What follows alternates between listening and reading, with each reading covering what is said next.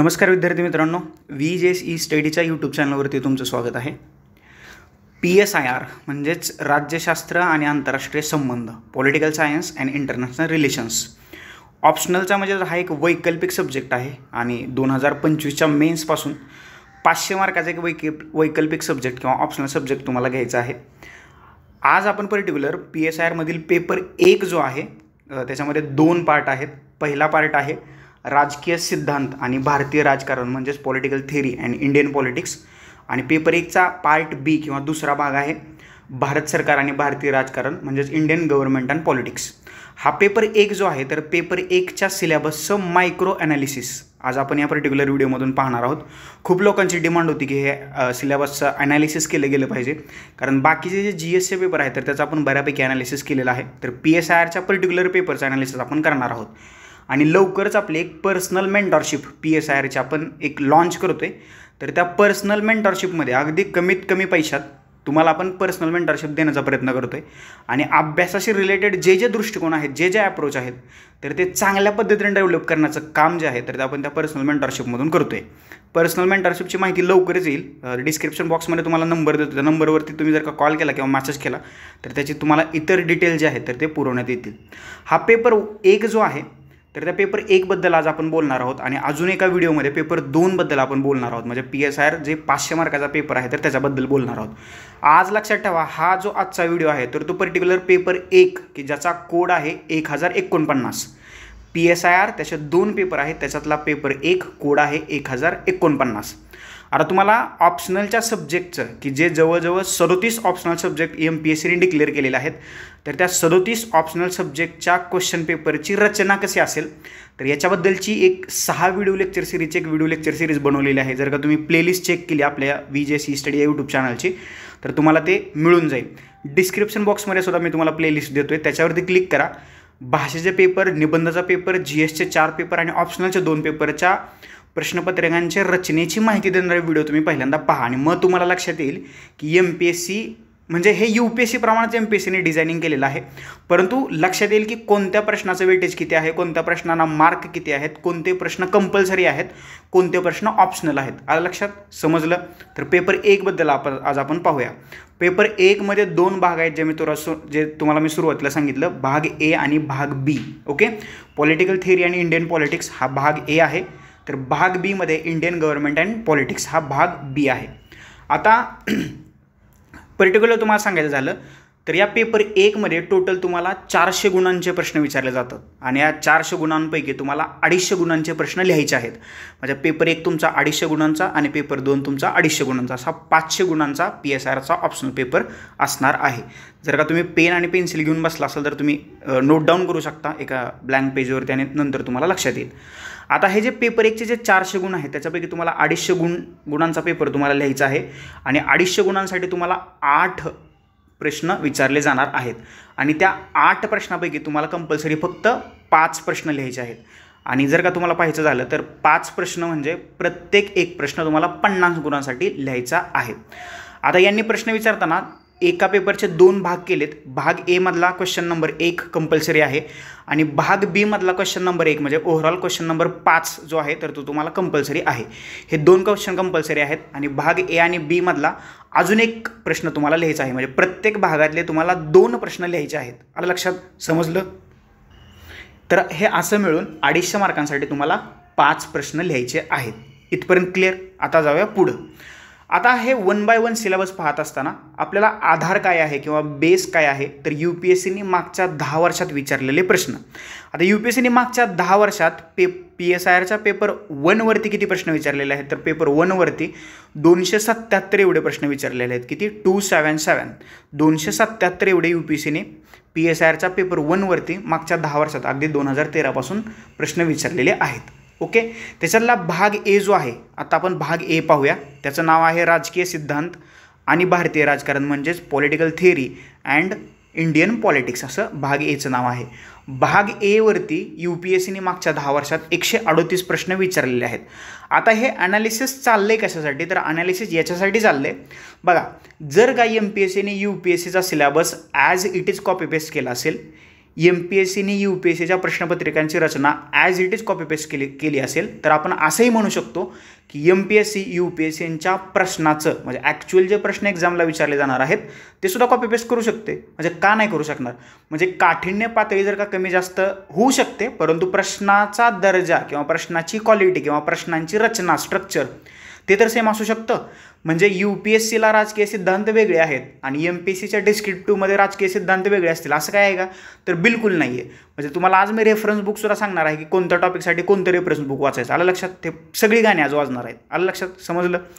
तर हे जे 138 प्रश्न भाग ए वरती विचारलेले आहेत आणि भाग बी वरती 139 प्रश्न विचारलेले आहेत. असे टोटल UPSCने 277 प्रश्न 10 वर्षात विचारलेले आहेत.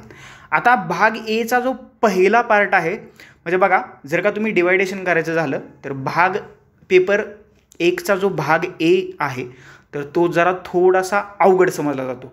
भाग एमध्ये टोटल जे आहेत तर ते 10 अभ्यास घटक आहेत. आता ते 1 बाय 1 तुम्हाला सांगतो. अभ्यास घटक म्हणजे काय? हे 1 2 3 असे भाग एमध्ये 10 अभ्यास घटक आहेत आणि भाग बीमध्ये 11 अभ्यास घटक आहेत. पर्टिक्युलर आपण पेपर 1बद्दल आज बोलतोय. हा जरा थोडासा अवघड आणि किचकट पार्ट समजला जातो कारण याच्यामध्ये फॅक्च्युअल डाटा आहे, बरेचशा राजकीय विचारवंतांचं विचार किंवा पॉलिटिकल थॉट्स याच्यामध्ये आहेत, वेगवेगळ्या थेरीज आणि सिद्धांत याच्यामध्ये आहेत, कन्सेप्ट याच्यामध्ये आहेत. त्याच्यामुळं बऱ्याचशा लोकांना पेपर 1चा भाग ए जो आहे इंडियन पॉलिटिक्स आणि पॉलिटिकल थेरी हा थोडासा अवघड वाटतो.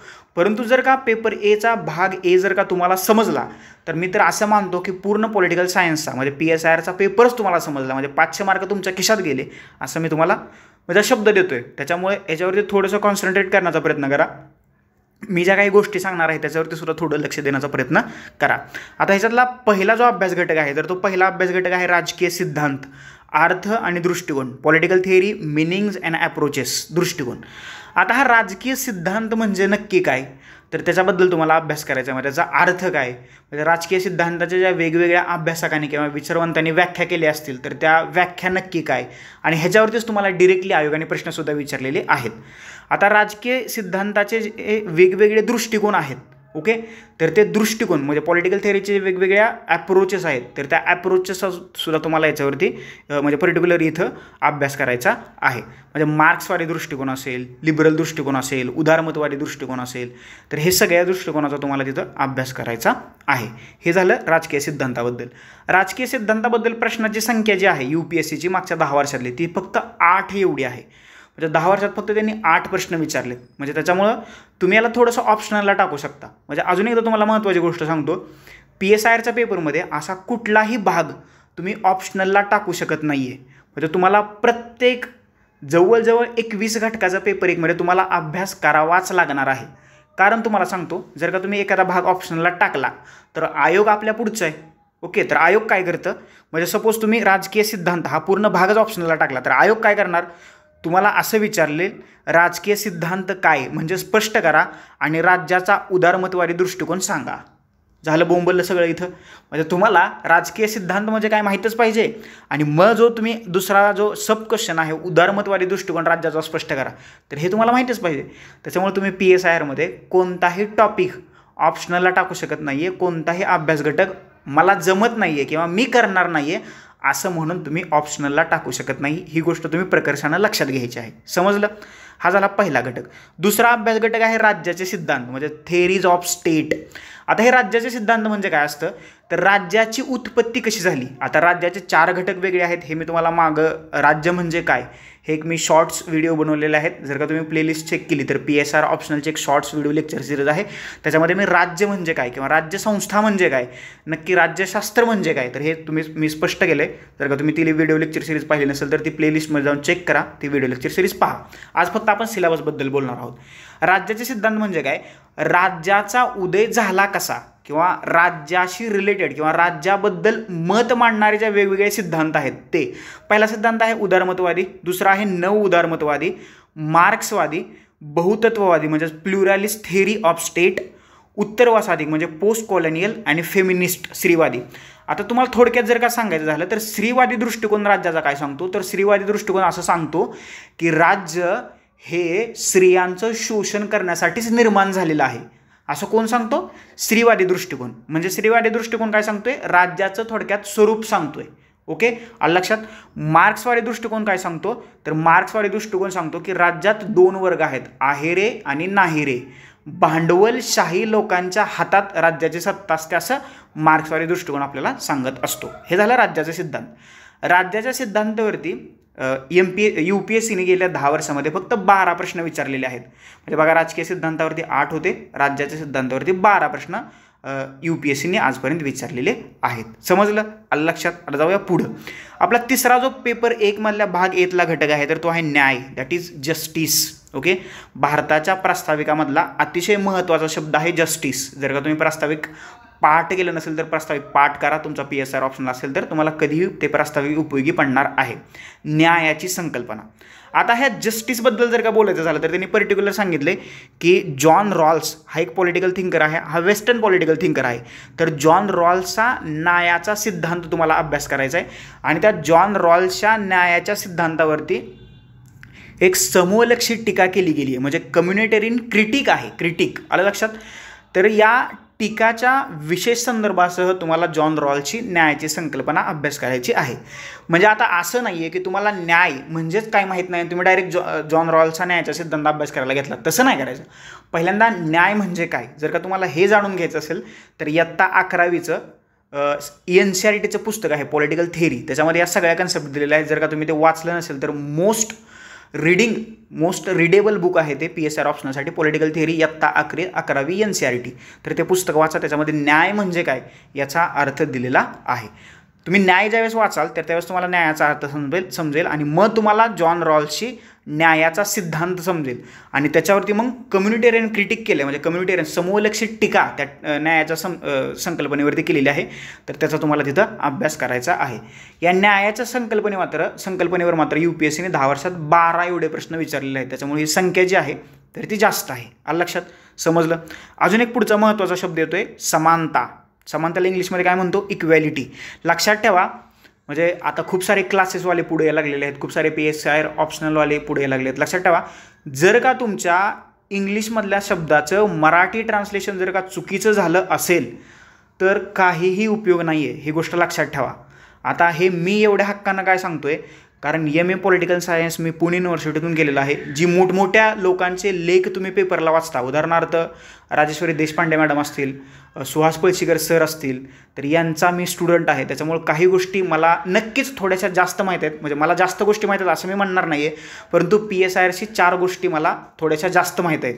त्याच्यामुळे प्लीज माझी एक हंबल रिक्वेस्ट आहे, शब्दांचे जे अर्थ आहेत तर ते शब्दांचे अर्थ ते नीट समजून घेण्याचा प्रयत्न करा. लक्षात ठेवा, मी तुम्हाला ते पुढे सांगणारच आहे की कुठं घोळ होऊ शकतो. त्याच्यामुळे जर का तुम्ही क्वेश्चन पेपरचं मराठी ट्रान्सलेशन मार्केटमध्ये जे उपलब्ध झाले ते घ्यायचा प्रयत्न करत असाल, विचार करत असाल, तर प्रत्येक इंग्लिश शब्दाचं व्यवस्थितपणे मराठी ट्रान्सलेशन झाले की नाही हे सर्वप्रथम तुम्ही चेक करायला पाहिजे. ही तुमची फर्स्ट प्रायोरिटी आहे. ओके, समानतेबद्दल बोलूया. त्या आपली जी पर्सनल मेंटरशिपची बॅच आहे तर या सगळ्या गोष्टी तुम्हाला तिथं सांगितल्या जातील. आता समानता जी आहे, इक्वॅलिटी जी आहे, तर याच्यामध्ये कोणकोणत्या इक्वॅलिटी त्यांनी सांगितलेल्या आहेत? सामाजिक समानता, राजकीय समानता, आर्थिक समानता आणि स्वतंत्र. यामध्ये काही संबंध आहे का याचा तुम्हाला अभ्यास करायचा आहे. सकारात्मक कार्यवाही म्हणजे अफर्मेटिव्ह ॲक्शन. ओके, म्हणजे भारताचे जे फंडामेंटल राईट्स आहेत तर ते सकारात्मक आहेत आणि नकारात्मक आहेत हे तुम्हाला समजायला पाहिजे पहिल्यांदा, आणि मग तुम्हाला समानता समजेल. सामाजिक समानता आहे, राजकीय समानता आहे आणि आर्थिक समानता आहे आणि मग येतं स्वातंत्र्य. तर या 4 घटकांमध्ये काही संबंध आहे का किंवा तुम्हाला लावता येतोय का, तर याचा अभ्यास तुम्हाला समानता या संकल्पनेच्या अंतर्गत करायचा आहे. अफर्मेटिव्ह ॲक्शन म्हणजे सकारात्मक कार्यवाही. आता सकारात्मक कार्यवाहीचं जर का तुम्हाला उदाहरण द्यायचं झालं तर फॉर एक्झाम्पल मुलींचं किंवा महिलांचं शिक्षणातलं प्रमाण वाढावं याच्यासाठी आपण महिलांसाठी किंवा मुलींसाठी डेडिकेटेड काही एज्युकेशन स्कीम सुरू करतो. तर याला आपण काय म्हणतो? महिलांसंबंधीच्या सकारात्मक योजना किंवा सकारात्मक ॲक्शन्स म्हणतो आपण. म्हणजे पुरुषांवरती आपण अन्याय करतोय का? नाही. म्हणजेच थोडक्यात सांगायचं झालं तर दुसऱ्या घटकावरती अन्याय न होता पहिल्या घटकाला न्याय मिळवून देणं, त्याला आपण म्हणजे वरवरची डेफिनेशन जर का करायची झाली तर सकारात्मक ॲक्शनची डेफिनेशन किंवा सकारात्मक कार्यवाहीची डेफिनेशन अशी होऊ शकते. गेल्या 10 वर्षामध्ये समानतेवरती UPSCने 7 एवढे प्रश्न विचारलेले आहेत. समजलं? आलं लक्षात? आता पुढे जाऊया. पुढची जी संकल्पना आहे किंवा 5वा अभ्यास घटक आहे तर तो आहे हक्क. त्याला इंग्लिशमध्ये आपण राईट्स असं म्हणतो. या हक्कामध्ये आपल्याला हक्काचा अर्थ आणि हक्काचे वेगवेगळे सिद्धांत, ओके, त्याचे प्रकार आणि मानवी हक्काची संकल्पना. ह्युमन राईट, आता हे सर्वांना माहीत आहे ह्युमन राईट्स आले कुठून, युनायटेड नेशनचे ह्युमन राईट्स. मग भारतातलं ह्युमन राईट्स, मग मानवी हक्कांचं उल्लंघन आणि महिलांवरती अत्याचार वगैरे त्याला जोडून आपण त्याचा अभ्यास करू शकतो. आता हे हक्क जे आहेत तर त्याच्यामध्ये मिनिंग्स अँड राईट्सच्या थिअरीज, हक्कांचे सिद्धांत, डिफरंट काइंड ऑफ राईट्स म्हणजे हक्कांचे वेगवेगळे प्रकार आणि कन्सेप्ट ऑफ ह्युमन राईट्स, हे झालं इंग्लिश ट्रान्सलेशन. आता हक्क म्हणजे काय हे सर्वप्रथम तुम्हाला त्याचा अभ्यास करावा लागणार आहे. राईट्स म्हणायचं कशाला, ओके, म्हणजे फंडामेंटल राईट्स म्हणजे आपल्या संविधानातले जे मूलभूत हक्क आहेत तर ते मूलभूत हक्क आहेत. पर्टिक्युलर त्याच्याबद्दल हक्क किंवा राईट्स या शब्दाचा जर का तुम्हाला अर्थ माहीत असेल तर मग त्याचा अर्थ माहीत झाल्यानंतर त्याच्या वेगवेगळे जे प्रकार आहेत हक्कांचे आणि हक्कांच्या ज्या वेगवेगळ्या थेरीज आहेत, सिद्धांत आहेत, तर त्याचा तुम्हाला अभ्यास करायचा आहे. आणि त्याच्याच पुढचा जो कनेक्टेड वेल नोन टॉपिक आहे तर तो आहे ह्युमन राईट्स, मानवी हक्क. ते आले कुठून, आले कसे, त्याचा हे उगम कधी झाला, भारतातल्या ह्युमन राईट्सची परिस्थिती काय आहे, तर याचा पर्टिक्युलर त्याच्यामध्ये तुम्हाला अभ्यास करायचा. आणि याच्यावरती 10 वर्षात UPSCने 8 एवढे प्रश्न विचारलेले आहेत. याच्यावरती सुद्धा कमीच संख्या आहे प्रश्नांची. 6वा टॉपिक आहे लोकशाही म्हणजेच डेमोक्रेसी. सर्वांना माहीत आहे भारत हा जगातील सर्वात मोठी आणि सर्वात महान लोकशाही असणारा देश आहे. भारत लोकशाही देश आहे, परंतु जर का लोकशाही म्हणजे तुम्हाला काय माहीत नसेल तर मग थोडंसं अवघड होईल. त्याच्यामध्ये अगोदर लोकशाही म्हणजे काय हे तुम्ही अभ्यास करायचा आहे. सर्वांनाच माहीत आहे की लोकांनी लोकांसाठी लोकांकडून चालवलेली शासन पद्धती म्हणजे लोकशाही. अमेरिकेच्या राष्ट्राध्यक्षांनी ही लोकशाहीची व्याख्या केलेली आहे. ही झाली वरवरची व्याख्या. परंतु जे वेगवेगळे राजकीय विचारवंत आहेत त्यांची लोकशाहीची व्याख्या काही वेगळी आहे का, त्याचा तुम्हाला अभ्यास करायचा आहे. अभिजात आणि आधुनिक सिद्धांत, क्लासिकल आणि कंटेम्पररी थेअरीज. आता लक्षात ठेवा बऱ्याचशा PSIRच्या क्लासवाल्यांना म्हणजे क्लासिकलला मराठी ट्रान्सलेशन त्याचं अभिजात असतं असं त्यांना माहीत नाही आहे. ते क्लासिकलच ठेवतात आणि कंटेम्पररीला ते समकालीन म्हणायचं असतं किंवा आधुनिक म्हणायचं असतं. इथं थोडंसं माझं चुकलं आहे. तर कंटेम्पररीला समकालीन आपण म्हणतो किंवा आधुनिक म्हणतो, दोन्हीपैकी एक कोणताही शब्द चालेल, ओके.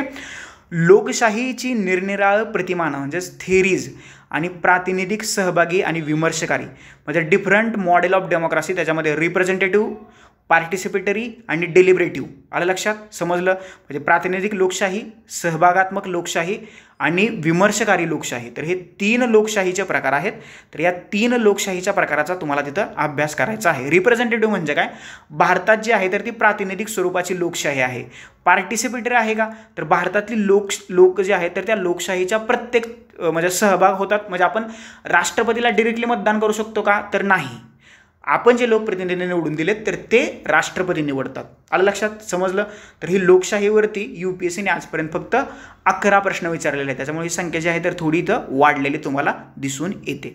7वा जो अभ्यास घटक आहे तर 7वा अभ्यास घटक आहे अधिकार, ओके, दॅट इज पॉवर. अधिकार संकल्पना, वैचारिक धुरीणत्व, विचारप्रणाली आणि अधिमान्यता. लक्षात ठेवा अधिकार, अधिमान्यता आणि अधिसत्ता हे 3 जे आहेत तर ते वेगवेगळे शब्द आहेत. हे सगळे एकच शब्द नाहीत. हे सर्वप्रथम तुम्हाला लक्षात आलं पाहिजे. पॉवर, हेजिमनी आणि लेजिटिमसी. आलं लक्षात. पॉवर म्हणजे अधिकार, धुरीणत्व म्हणजे हेजिमनी आणि अधिमान्यता म्हणजे लेजिटिमसी. हे बरेचसे लोक या 3 शब्दांना एकच शब्द म्हणतात. हे तिन्हीचे 3 शब्द वेगळे आहेत, ओके, हे लक्षात ठेवा. कन्सेप्ट ऑफ पॉवर म्हणजे अधिकाराची संकल्पना काय आहे, ओके. हक्क आणि अधिकार याच्यात फरक आहे. हे जर का तुम्हाला नाही कळालं तर PSR ऑप्शनल ठेवण्यात काय अर्थ नाही मित्रांनो. हक्क वेगळे असतात आणि अधिकार वेगळे असतात, ओके. हे तुम्हाला समजायला पाहिजे. आणि हे जर का समजायचं असेल तर जरा थोडंसं लिहायला सुरुवात करा, अभ्यास करायला सुरुवात करा, ओके, समजलं. तर या सगळ्या गोष्टी आपल्याला तिथं अभ्यास करायच्या आहेत. आता या अधिकाराच्या संकल्पनेवरती आयोगाने UPSCने 9 प्रश्न विचारलेले आहेत गेल्या 10 वर्षात. त्याच्यामुळे याचा सुद्धा आवाका आहे तर तो थोडासा कमीच आहे. परंतु अभ्यास करायचा तुम्ही सोडू शकता का, तर नाही, याचा अभ्यास करणं गरजेचं आहे. 8वा अभ्यास घटक आहे राजकीय विचार प्रणाली म्हणजे पॉलिटिकल आयडिओलॉजीज. आपण म्हणतो ना हा लेफ्टिस्ट आयडिओलॉजीचा आहे, हा राईटिस्ट आयडिओलॉजीचा आहे. तर त्याच प्रकारचा फक्त त्याच्यातली जरा पुढची स्टेप जी आहे त्याच्यामध्ये उदारमतवाद येतो, समाजवाद येतो, मार्क्सवाद येतो, फॅसिझम येतं, गांधीवाद येतो आणि स्त्रीवाद येतो. दॅट इज लिबरलिझम, सोशलिझम, मार्क्सिझम, फॅसिझम, गांधीझम आणि फेमिनिझम. फॅसिझम आणि फेमिनिझम ह्याच्यात सुद्धा फरक आहे बघा. फेमिनिझम म्हणजे स्त्रीवाद आणि फॅसिझमला असा काही शब्द नाही आहे. फॅसिस्ट पक्षाची जी विचारधारा होती तर त्याला फॅसिझम असं म्हटलं जातं. आता इझम म्हणजे काय, तर इझम म्हणजे असतो वाद. वाद म्हणजे आपण घालतो तो वाद नाही आहे, एखाद्या पर्टिक्युलर गटाची किंवा पक्षाची किंवा विचारधारेची जी विचारसरणी असते तर त्याला आपण म्हणतो वाद किंवा इझम, किंवा त्याला आपण काय म्हणतो एखादा आयडिओलॉजीज. आलं लक्षात, समजलं. तर राजकीय विचारप्रणालीवरती UPSCने गेल्या 10 वर्षामध्ये खूप जास्त प्रश्न विचारलेले आहेत. हे प्रश्नांची संख्या आहे 16 एवढी. ओके, आता तुम्हाला याच्यावरती प्रश्न कसा येऊ शकतो, राजकीय विचारप्रणाली म्हणजे काय आणि समाजवादी विचारप्रणाली स्पष्ट करा. म्हणजे आलं लक्षात, एकतर तुम्हाला राजकीय विचारप्रणाली म्हणजे काय माहीत पाहिजे आणि त्याच्यात तुम्हाला समाजवाद म्हणजे काय माहीत पाहिजे. समजलं, आलं लक्षात. आता या टॉपिकसाठी कुठली पुस्तकं वाचायला पाहिजेत हे सुद्धा मी तुम्हाला नंतर सांगणारच आहे. समजलं, हा झाला 8वा घटक. त्याच्यानंतर 9वा घटक जो आहे, 9वा आणि 10वा पेपर 1 मधला भाग एचा मार्क्स देऊन जाणारा, तेवढाच अवघड, तेवढाच समजायला सोपा आणि अवघड यांची सरमिसळ असणारा 9वा आणि 10वा अभ्यास घटक आहे. 9व्या घटकामध्ये तुम्हाला भारतीय राजकीय विचारधारा that is Indian political thought अभ्यासायचे आहेत आणि 10व्या अभ्यास घटकामध्ये तुम्हाला पाश्चिमात्य राजकीय विचारधारा that is western political thought अभ्यासायचे आहेत. आता 9व्या घटकामध्ये तुम्हाला धर्मशास्त्र, अर्थशास्त्र आणि बौद्ध परंपरा या 3 गोष्टी अभ्यासायच्यात. त्याच्यामध्ये तुम्हाला sir Syed Ahmad Khan, Shri Aurobindo, M.K. Gandhi that is Mahatma Gandhi, doctor B.R. Ambedkar आणि M.N. रॉय हे भारतीय राजकीय विचारवंत तुम्हाला तिथं अभ्यास करायचे आहेत. म्हणजे यांनी वेगवेगळे विचार काय म्हणले, राज्याबद्दल असेल, पॉलिटिकल सिस्टीमबद्दल असेल, पॉलिटिकल थेरीजबद्दल असेल, धर्माबद्दल असेल, अर्थाबद्दल असेल आणि वेगवेगळ्या परंपराबद्दल या विचारवंतांनी कोणते वेगवेगळे विचार मांडलेले आहेत का, तर हे तुम्हाला अभ्यासायचं आहे. म्हणजे सर सय्यद अहमद खान पहिल्यांदा म्हणतात भारत आणि पाकिस्तान एका नववधूचे 2 सुंदर डोळे आहेत, परंतु 10-20 वर्षांना म्हणतात भारत आणि पाकिस्तान ही 2 वेगळी राष्ट्र आहेत. तर हे त्यांचं जे मतांतर आहे तर ते का झालं, तर याच्या पाठीमागचा अभ्यास तुम्हाला या पर्टिक्युलर राजकीय विचारधारेमध्ये तुम्हाला करायचा आहे. महात्मा गांधींची राज्याची संकल्पना काय आहे, महात्मा गांधींची कन्सेप्ट ऑफ ट्रस्ट किंवा विश्वस्ताची संकल्पना काय आहे, किंवा डॉक्टर बाबासाहेब आंबेडकरांचे आर्थिक लोकशाहीबद्दलचे विचार काय आहेत हे तुम्हाला अभ्यास करायचा याच्यामध्ये आहे. आलं लक्षात, समजलं. तर या 9व्या अभ्यास घटकावरती म्हणजे भारतीय राजकीय विचारधारेवरती UPSCने गेल्या 10 वर्षामध्ये जवळजवळ 22 प्रश्न विचारलेले आहेत. त्याच्यामुळे हा जो अभ्यास घटक आहे तर तो थोडासा महत्त्वाचा आहे. आपला 10वाचा टॉपिक आहे तर त्याच्यामध्ये पाश्चिमात्य राजकीय विचारधारा आहे. त्याच्यामध्ये आपल्याला जे पाश्चात्य राजकीय विचारवंत आहेत त्याच्यामध्ये प्लेटो येतो, ॲरिस्टॉटल येतो, मॅकिवेली येतो, हॉब्स येतो, लॉक, जॉन एस मिल आहे, मार्क्स आहे, ग्रॅम्से आहे आणि हना अरंट आहे. ह्याच्यामध्ये जर का पार्ट पाडायचे झाले तर प्लेटो, ॲरिस्टॉटल आणि मॅकिवेली हे जरा थोडेसे म्हणजे मागं जातो इतिहासात. हॉब्स, लॉक, मिल आणि मार्क्स हे मिडिवलला येतात आणि ग्रामसे आणि हना अरंट हे मॉडर्नमध्ये येतात. लक्षात ठेवा इथं सॉक्रेटिसचा नाही आहे, सॉक्रेटिसचं नाव नाही आहे, परंतु जे परकीय विचार आहेत किंवा वेस्टर्न पॉलिटिकल थॉट आहेत तर त्याच्या अभ्यासाची सुरुवात जी आहे तर ती सॉक्रेटिसच्या विचारापासून होते. म्हणजे सॉक्रेटिसवरती प्रश्न UPSCने डिरेक्टली विचारलेला नाही आहे, परंतु कनेक्ट करून प्रश्न विचारलेला आहे. जर का तुम्हाला वेस्टर्न पॉलिटिकल थॉटची जी लिंक आहे तर ती समजून घ्यायची असेल तर अभ्यासक्रमात नसला तरी सुद्धा तुम्हाला सॉक्रेटिस माहीत पाहिजे. सॉक्रेटिसचे पॉलिटिकल थॉट जे आहेत तर ते तुम्हाला माहीत असले पाहिजेत. म्हणजे प्लेटोपासून सुरुवात, प्लेटो सॉक्रेटिसचा शिष्य आहे, ॲरिस्टॉटल प्लेटोचा शिष्य आहे, अशी जी एक हायरार्की आहे तर तुम्हाला ते दिसते. म्हणजे हा असाच अभ्यास करायचा असतो. म्हणजे कोणता जर का क्लासवाला तुम्हाला पहिल्यांदा हना अरंट किंवा मॅकिवेली शिकवत असेल तर हे चुकतंय मित्रांनो. कारण कसं असतं, सॉक्रेटिसने जे विचार मांडलेले आहेत पॉलिटिकल थॉट्स तर त्याचा शिष्य जो आहे प्लेटो तर याने ते विचार खोडून काढलेले आहेत. म्हणजे प्लेटोचं मत, म्हणजे जर का तुम्हाला सॉक्रेटिसचं मतच काय माहीत नसेल तर तुम्हाला प्लेटो समजणार कसा. म्हणजे तुम्हाला प्लेटोनी मांडलेले जे विचार आहेत तर ते ॲरिस्टॉटलने खोडून काढलेत किंवा त्याच्यामध्ये काहीतरी ॲड करण्याचा प्रयत्न ॲरिस्टॉटलने केला आहे. जर का तुम्हाला प्लेटोचे विचारच माहीत नसतील तर तुम्ही ॲरिस्टॉटल कसं काय शिकणार. जर का तुम्ही कोणी तुम्हाला असं मधनं सुरुवात करून शिकवत असेल तर ती लिंक तोडा. म्हणजे हे असंच शिकवलं गेलं पाहिजे. आलं लक्षात. म्हणजे युनिव्हर्सिटीत आम्हाला असंच शिकवलं गेलं. पहिल्यांदा सॉक्रेटिस शिकवलं गेला, मग प्लेटो, ॲरिस्टॉटल, मॅकिवेली आणि नंतर हळूहळू असं समजलं? आलं लक्षात? ग्रामसी आणि हॅना अरेंट आहेत, हे दोघांना कसंही शिकवलं तर चालतं, कारण हे मॉडर्न पॉलिटिकल थॉट आहेत, हे आत्ता वारलेले आहेत, म्हणजे 80-90च्या दशकामध्ये. आलं लक्षात? समजलं? हॅना अरेंट जे आहेत तर यांचे जे पॉलिटिकल थॉट आहेत तर ते फेमिनिस्ट आहेत, स्त्रीवादी दृष्टिकोन किंवा स्त्रीवादी विचारवंत म्हणून हॅना अरेंटकडे पाहिलं जातं. हा 10वा जो अभ्यास घटक आहे तर याच्यामध्ये 10 वर्षामध्ये 34 प्रश्न विचारलेले आहेत आणि ही जी प्रश्नांची संख्या आहे तर पेपर 1 मधल्या भाग ए मधले सर्वाधिक प्रश्नांची संख्या आहे. आलं लक्षात? समजलं? तर हे होतं पेपर 1चा भाग ए. 138 प्रश्न टोटल विचारलेले आहेत. कोणत्या घटकावरती, 10 अभ्यास घटकावरती कोणत्यावरती किती प्रश्न विचारलेले आहेत हे मी तुम्हाला सांगितलेलं आहे. आता थोडंसं पुढे जाऊया. याच्याबद्दल पुस्तकं कोणती वाचायची हे मी तुम्हाला लगेच सांगून देतो, म्हणजे तुमच्या ते लक्षात येईल. बघा, आता सुरुवातीला सांगतो, O.P. गाबांचं एक पुस्तक आहे. ते पुस्तक खूप अवघड वाटतंय, त्याचं मराठी ट्रान्सलेशनसुद्धा तेवढंच अवघड आहे. जर का तुम्ही इंग्लिशमधून वाचला, उदाहरणार्थ असे शब्द आहेत आदिसत्ता, अधिमान्यता, दुरीणत्व, याचा तुम्हाला अर्थ समजायला थोडासा अवघड जाईल. परंतु जर का तुम्ही O.P. गाबाचं पुस्तक वाचलं, मी तुम्हाला शब्द देतोय, तुम्हाला अख्खा PSIR समजून जाईल. जर का तुम्हाला अवघड शब्दाचे सोप्यात अर्थ समजले तर तुम्हाला अभ्यास करायला इंटरेस्ट येईल आणि अख्खा पेपर समजून जाईल. त्याच्यामुळे O.P. गाबा जरी अवघड असलं तरी प्रत्येकानं PSIR ऑप्शनल ठेवणाऱ्या लोकांनी O.P. गाबा वाचलंच पाहिजे. आलं लक्षात? याशिवाय NCERTची काही बेसिक पुस्तकं आहेत. Social and political life part 1, 2 आणि 3 6वी ते 8वीचं वाचून घ्या. डेमोक्रेटिक पॉलिटिक्स पार्ट 1 आणि 2 9वी आणि 10वीचं पुस्तक आहे.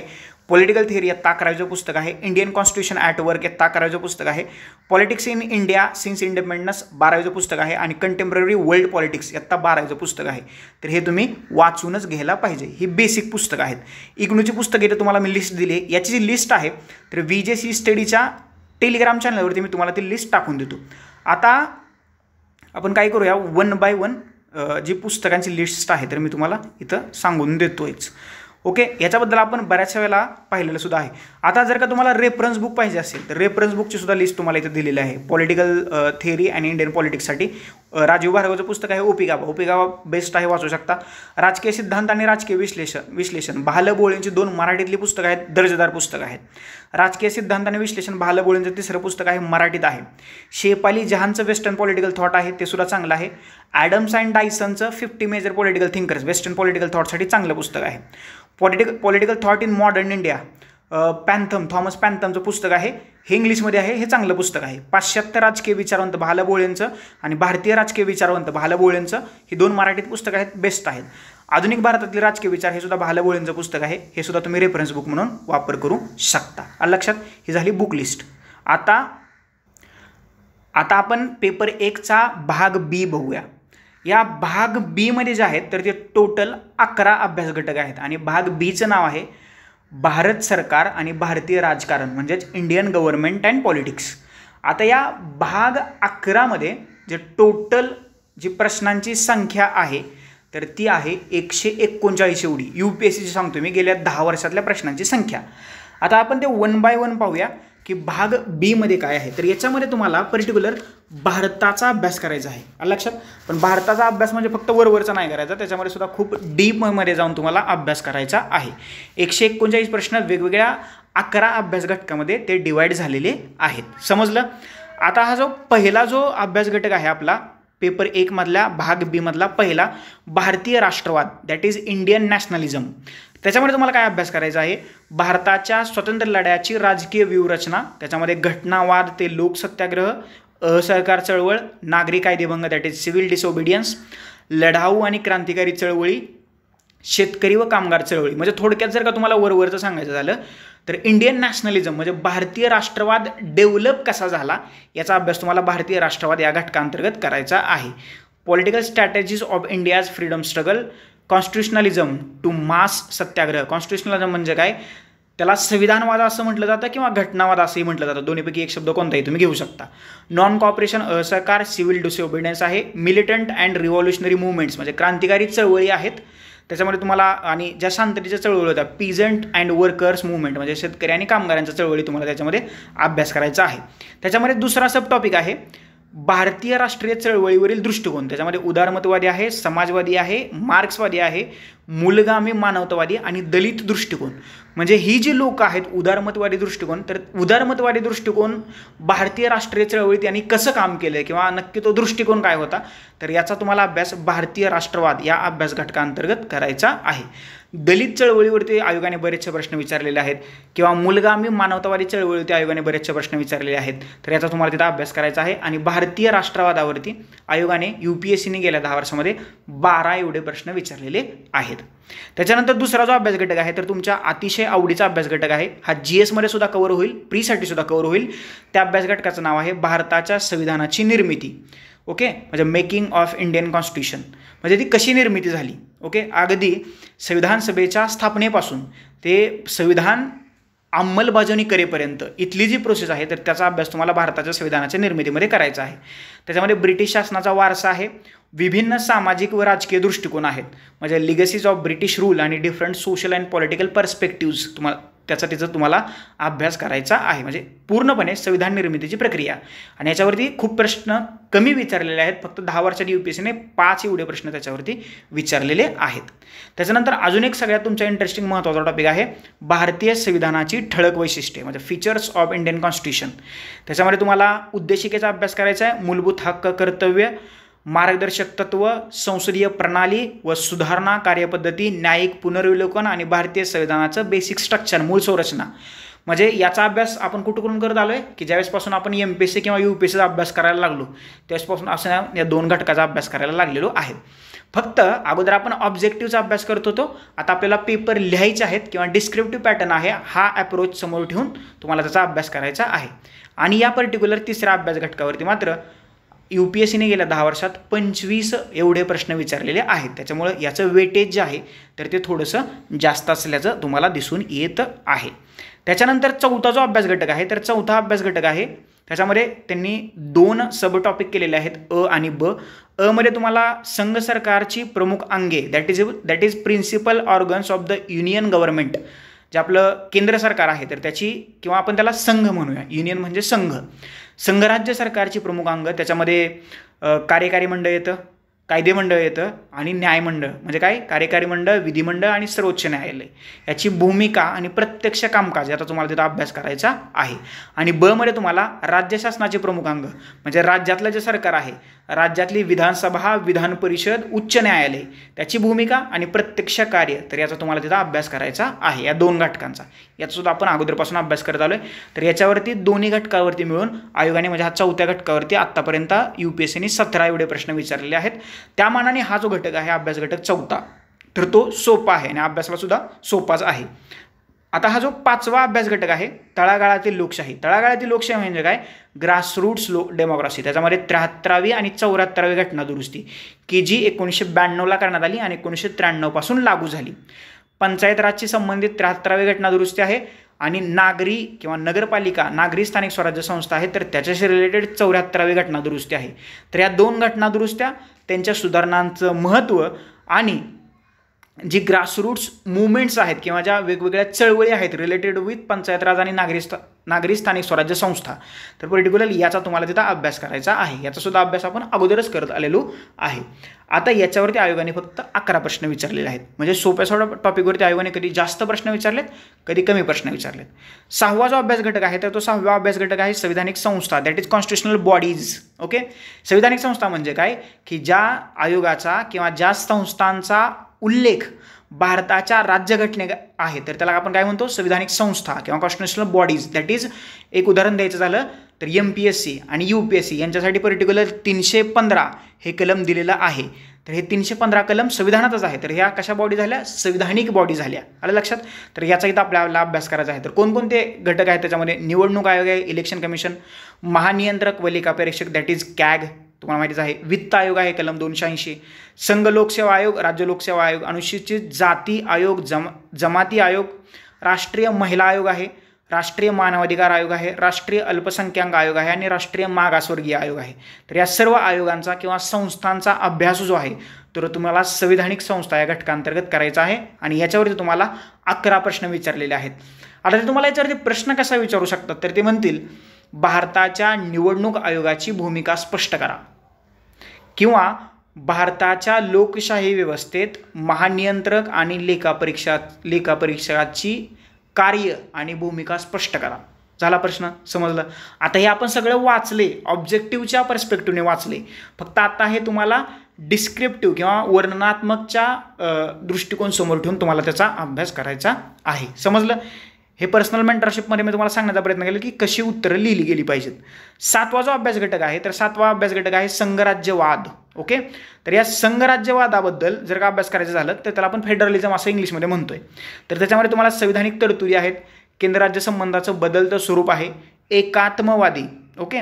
म्हणजे संघाची जी एकात्मवादी प्रवृत्ती म्हणतोय, म्हणजे आपण म्हणतो की सध्या केंद्र आणि राज्याचा संबंध जर का पाहायचं झालं तर केंद्राकडे जास्त अधिकार आहेत, त्याला आपण केंद्राची एकात्मवादी प्रवृत्ती आणि प्रादेशिक आकांक्षा रिजनल ॲस्पायरेशन्स काय आहेत का, आणि आंतरराज्य विवाद इंटरस्टेट काही कॉन्फ्लिक्ट आहेत का, तर याचा तुम्हाला त्याचा अभ्यास करायचा आहे फेडरलिझम या पर्टिक्युलर गोष्टीमध्ये.